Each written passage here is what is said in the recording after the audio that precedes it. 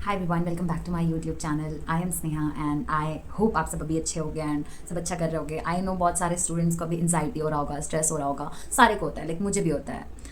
आप लोग मुझसे मोटिवेट होते हो कमेंट्स देख के लगता है, बट स्टिल ऐसा बहुत सारा फेज होता है जहाँ हम भी डिमोटिवेट होते हैं। जैसे अभी मैं बैठी हुई हूँ एंड मैं बहुत देर से सोच रही हूँ कि क्या हो रहा है, कैसे हो रहा है, नहीं हो पा रहा है, नींद नहीं आ रही है, पढ़ाई भी नहीं हो पा रही है। अगर सो नहीं रही हूँ तो पढ़ भी तो नहीं रही हूँ, पढ़ नहीं रही हूँ, सो भी नहीं रही हूँ, तो मेरा नींद भी ख़राब हो रहा है, मेरा हेल्थ भी ख़राब हो रहा है, बट नहीं हो पा रहा है। बट ठीक है, अभी 19 दिन का और स्ट्रगल बचा हुआ है। अगर इस 19 दिन में अगर हम लोगों ने कर लिया ना, बहुत हो जाएगा, बहुत अच्छा हो जाएगा। लाइफ पूरा चेंज ट्रैक पे आ जाएगी, पता नहीं क्या क्या हो जाएगा। बट नहीं कर पाए तो इट डजंट मीन कि हमारी लाइफ ख़त्म हो जाएगी। सो येस, आई नो कि चीज़ें बहुत ज़्यादा अभी कॉम्प्लिकेटेड लग रही होगी, क्या पढ़ना है, क्या रिविजन करना है, क्या नहीं करना है, पूरे दिमाग में भसड़ मची होगी। लेकिन इस टाइम पे जो बच्चा काम रह गया ना, बॉर्न बैटल, लिटरली मैं लिटरली 3-3 4-4 बोतल 5-5 बोतल पानी पी जा रही हूँ। इतना मेरे को स्ट्रेस हो रहा है, इतना ज़्यादा स्ट्रेस हो रहा है, जबकि मेरे एरिया में भयंकर बारिश, भयंकर तूफान आया हुआ है। तो मौसम बहुत ठंडा है, ठीक है, गर्मी नहीं है, बट हो जाता है ना, इंसान इंसान, right, I understand. So now कि अब 15 दिन हैं, क्या करना है 15 दिन में। लास्ट 15 डेज, लाइक उधर के 3 दिन तो छोड़ ही दो, लास्ट 15 डेज बचे हैं। सुन के लिटरली रोंगटे खड़े हो रहे हैं कि लास्ट 15 डेज बचे हैं। Only almost 2 weeks are left. मुझे तो कुछ भी बताने में भी अजीब लग रहा है कि मैं क्या करने वाली हूँ, क्योंकि मेरा ना दिमाग का पूरा भसड़ मचा हुआ है। बट ठीक है, लेट मी एक्सप्लेन कि मैं 15 दिन क्या करने वाली हूँ। 15 दिन बचा है। अब ऐसा तो नहीं हो सकता कि एक पर्टिकुलर सब्जेक्ट को लेकर चलते हैं, एक पर्टिकुलर ऐसे ऐसे करके करने का कोई मतलब नहीं है, बायो नहीं छोड़ सकते हैं, ठीक है। तो आई डिसाइडेड कि डेली बायो के 2 चैप्टर्स तो करने ही हैं, आराम से, एकदम आराम से बायो के 2 चैप्टर डेली करना है, ठीक है, डेली। तो बायो को मैंने दे दिया अपना 4 घंटा, 2-2 चैप्टर को, मतलब 1-2 घंटा एक चैप्टर को, 2 घंटा एक चैप्टर को। फिर मैं आई फिजिक्स पे, फिजिक्स के लिए MR सेट जो ड्रीम 45 करा रहे हैं, आई डिसाइडेड कि मैं उसका सारा जो भी वो कॉन्सेप्ट है वो सारा कॉन्सेप्ट लिखूंगी और उस कॉन्सेप्ट के 6-6 7-7 क्वेश्चन करूंगी एंड PYQ सॉल्व करूंगी पूरे, लाइक 10 साल के PYQs मैं ऐसे नीट के पेपर्स ही निकलवा लूँगी ऐसे फुल। और मैं डेली वो पेपर दूंगी, डेली अब से मैं एक मॉक दूंगी इवनिंग में, कैसे भी, ठीक है, एक मॉक तो अब देना ही है, और फुल सिलेबस वो भी। और मैं PW के मॉक दूंगी, बायोम्स के मॉक दूंगी, और आई विल नीट प्रेप करके मैं मॉक दूंगी, ठीक है। तो ये है अभी ऐसा सीन फॉर फिजिक्स के लिए ये हो जाएगा। एंड फॉर केमिस्ट्री मैं इनऑर्गेनिक, जैसे मैंने बोला ना कि मैं 2 चैप्टर लूँगी बायो का, वैसे ही मैं इनऑर्गेनिक का 1 चैप्टर लूँगी बेसिक लर्न करने के लिए, और 1 चैप्टर फिजिकल का मैं तैयार अच्छे से क्वेश्चन करूँगी, ठीक है। फिर वैसे ही मैं एक ऑर्गेनिक का लूँगी, एक इनऑर्गेनिक का लूँगी, ऐसे करके ऑल्टरनेट करके 2-2 चैप्टर लेके करते चलेंगे। तो बेसिकली 5 घंटा बायो, 5 घंटा केमिस्ट्री और 5 घंटा फिजिक्स का लेके चलेंगे ओवरऑल, और डेली इतना पढ़ाई करेंगे। एंड ऐसे ही 15 दिन मैं करने वाली हूँ अपना, और more and more question practice और मॉक टेस्ट पे फोकस करेंगे। मॉक टेस्ट जो मैं दूंगी उसका एनालिसिस करके, and obviously everybody is like कि 5-5 घंटे आप दोगे, फिर आपका टेस्ट होगा, फिर उसका एनालिसिस, मतलब 20 घंटा पढ़ाई प्रैक्टिकली नहीं पॉसिबल है वो। तो ऐसा है कि 2 से 5 टेस्ट रहेगा, और 5 से लेकर 7 बजे तक एनालिसिस करके खत्म कर देंगे उस चीज़ को, मतलब 5 घंटा तो वहाँ चला गया। बाकी जितने टाइम में मैं जो कर पाऊँ, लाइक ऐसा नहीं है, when it comes to bio बहुत सारी चीज़ें पढ़ी हुई हैं तो इतना टाइम नहीं लगेगा, ठीक है, इतना टाइम नहीं लगेगा। बस NCERT एक बार रीड करना है एंड क्वेश्चन प्रैक्टिस करना है, तो इट विल टेक 1-1.5 घंटा, ठीक है। एक चैप्टर के लिए भी मतलब 2 चैप्टर के लिए 2 घंटा आई थिंक बहुत काफ़ी है। और अभी अपनी एक्यूरेसी भी बढ़ानी है, तो थोड़ा चैप्टर्स को फास्ट करेंगे, क्वेश्चंस को फास्ट करेंगे, ऐसे करके टाइम को थोड़ा मैनेज करके क्वेश्चन प्रैक्टिस और टेस्ट को करते हुए चलेंगे 15 दिन। और अभी तो मैंने जेनेटिक्स छुआ नहीं है, लिटरली मैंने जेनेटिक्स नहीं छुआ है। तो वो मैंने सोचा था कि मैं 1-2-3 वो जो 1-2-3 तारीख होगा मई में, मैं उसमें करूँगी, तो मैं सच में उसी में करूँगी क्योंकि मैं भूल जाती हूँ, ठीक है। तो अभी वहाँ पे वो कर लेंगे एंड सारी चीज़ें ऐसे रिवाइज करके चल रही हैं। प्लीज़ मेक श्योर कि आप लोग साइंटिस्ट नेम, डिसऑर्डर, डिजीज़, ये सारी नेम्स को अच्छे से लर्न करना, फॉर्मूला, फिजिक्स के फॉर्मूला, केमिस्ट्री के ट्रेंड, सबको अच्छे से लर्न कर लेना, क्योंकि यहाँ से नंबर आपके बढ़ सकते हैं।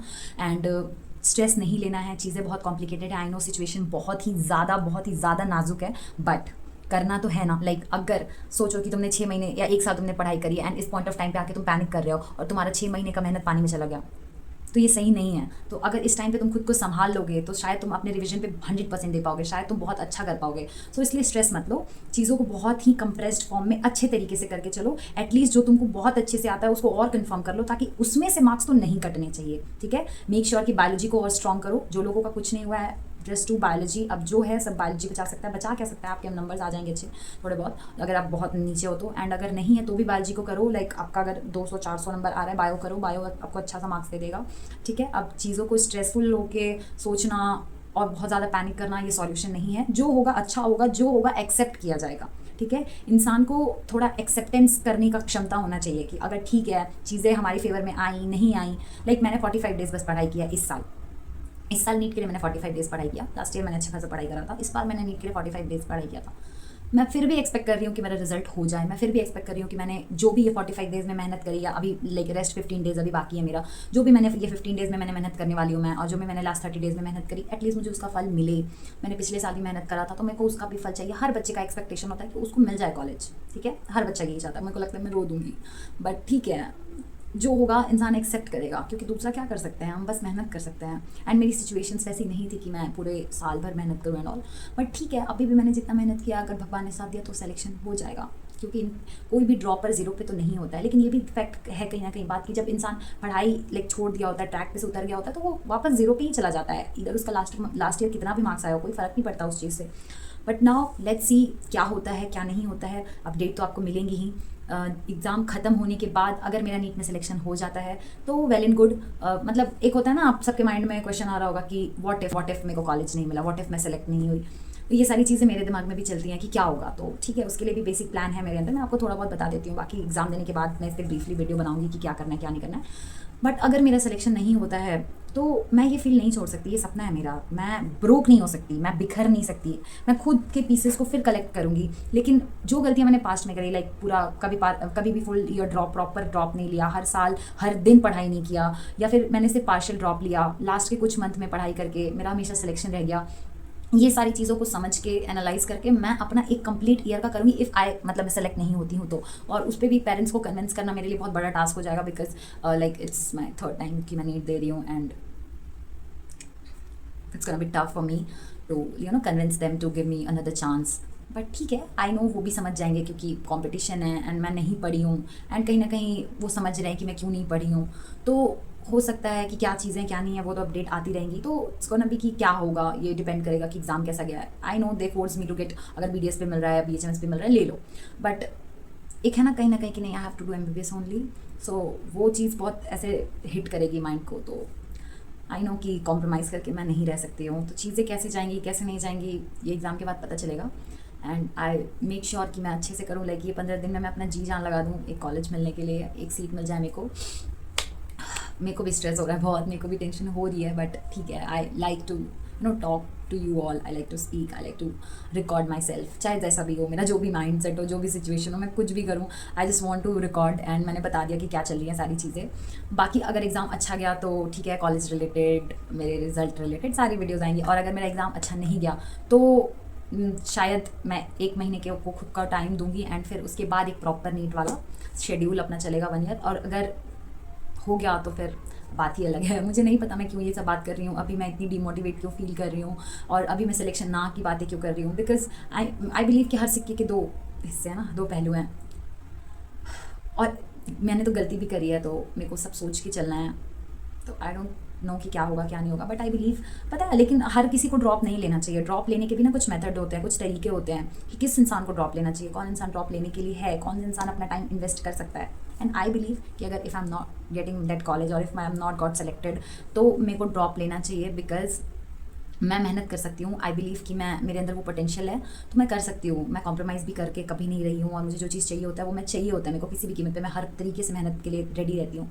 तो वो एक कंप्लीट ईयर का देना अगर मेरा नहीं होता है तो आई बिलीव कि मेरे को ड्रॉप लेना चाहिए। बट हो सकता है कि मैं शायद BDS में एडमिशन ले लूँ, उसके बाद उसके अलॉन्ग में मैं अपना करूँ। हो सकता है मेरे को देना पड़े जो भी पेनल्टी चार्ज है, पता नहीं क्या तो होता है। इफ़ अगर मैं आगे जाके सेलेक्ट हो गई तो अगर मैं छोड़ूंगी तो मुझे कुछ देना पड़ेगा, पैसे वैसे कुछ ऐसा होता है, ये सब कुछ पॉलिसी है।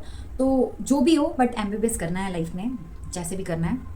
नाउ लेट्स सी कि लाइफ किस मोड पे लेके जा रही है, क्या चीज़ें आ रही हैं, अपकमिंग क्या हो रही है। अभी आज मेरे को लगता है कि अभी मैं रात भर बैठ के रहूँगी, और कल से फिर मैं वापस मोटिवेट हो जाऊँगी और वापस अपना ट्रैक पे चल के 15 दिन का पढ़ाई करना है। एंड देन एग्ज़ाम देने के बाद आई विल लाइक बैक, मैं आऊँगी यहाँ, मैं फिर बात करूँगी कि कैसा गया एग्ज़ाम, क्या प्लान है आगे का, कैसी चीज़ें होंगी, एंड देन सोचेंगे कि क्या करना है। अभी के लिए wish me luck, and I just don't want to say anything. I hope everything will be fine, and सब पॉजिटिव हो। आप लोग भी अच्छे से पढ़ाई करो, स्ट्रेस मत लो। ये सिचुएशन ही है, स्ट्रेस का ऑटोमेटिक आ रहा है, बट ठीक है, मेडिटेशन से इसको थोड़ा कम करने का कोशिश करेंगे, ओवरकम करेंगे चीज़ों को, और पढ़ाई पर फोकस करेंगे। Okay, all the very best. Thank you so much for big thing for me. Thank you so much everyone.